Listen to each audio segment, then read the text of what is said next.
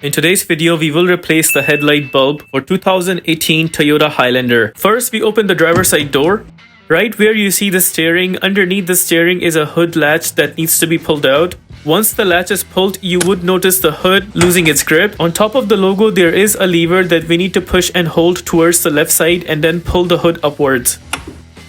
This is that lever that I was talking about. Just keep holding it on the left side and then lift the hood upwards. Now we gently take the support bar and then place it in that hole right there. Once the hood is open, right behind the headlight is the plug right there for the bulb that needs to be taken out, and we need to turn this plug anti-clockwise to take it out. Once the rotation of the plug is done anti-clockwise, we may have to wiggle the plug until it comes out.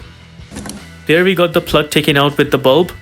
Now we need to press and hold the tab in the middle right there and then pull the plug outwards. There we took out the bulb. Now suppose you got a new bulb and you want to install it back. All you have to do is just place it back to where it was and then push the new bulb in the plug until you hear a clicking sound. Now we will go ahead and put back the plug in the headlight. You may have to wiggle a little bit until the plug goes completely in.